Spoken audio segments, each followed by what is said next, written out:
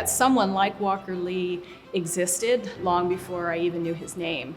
Obviously, Black men and women worked on this campus in the early days of the 20th century because that was the reality of life at a segregated institution. His name sort of bubbled up in the archives very early on as an indication of the essential contributions that he made. It's very likely that he was among the first of 6 Black men who were hired. He worked primarily in what was called Science Hall at the time. It was the only academic building on campus. Hard to believe that there was only one academic building. Today, that building is Gabbin Hall. So my office is actually in that building, and I know every day I walk the same halls that Walker Lee walked. It's pretty remarkable. Some of the things that we do know about him, to give a little more context. He was born in 1875 in Bridgewater, a town just south of Harrisonburg, in the aftermath of the United States Civil War. The 1870s was a period many of you probably know called Reconstruction, a time of enormous racial, economic, social, political upheaval in the Commonwealth. He attended local segregated schools, became literate, and probably by the time he was a teenager or a young adult, began to smack into Jim Crow segregation as it was emerging at the end of the 19th century. He quickly married a woman named Ida and started a family. Somehow, he found out about the position that would be opening up in 1909. He came to work here that year, and he worked here for almost 20 years. He was apparently a very highly regarded and highly respected figure on campus. Everybody knew Walker Lee. He had a remarkable memory. He knew everybody's name on campus, and they noted that he was better at this than President Burris himself. He belonged to a fraternal organization called the Knights of Pythias. His father was also a member, and they met at a lodge in downtown Harrisonburg. He was also a member of Ames Methodist Church down in Bridgewater. We imagine the impact, but we also have some corroborating evidence. When he died in 1929, the white newspaper, the Daily News Record, printed a very long and very glowing obituary, and they described that the number of people who attended the service and the interment at the cemetery was the largest the town of Bridgewater had ever seen. This gives us some sense of the impact that he had on both the Black and the white communities here.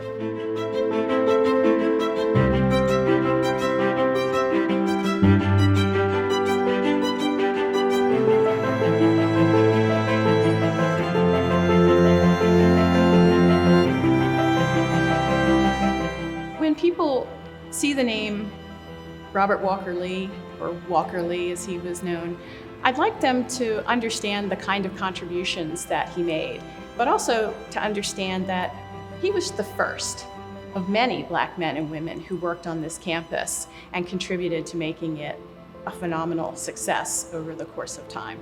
We still have a lot of work to do to identify their stories and reclaim and tell their stories publicly, but every single one of them matters to this community, collectively as well as individually. And I also think we should pause and recognize the kinds of contributions that they might have made if there had not been segregation in the 20th century. Walker Lee was my second great-grandfather.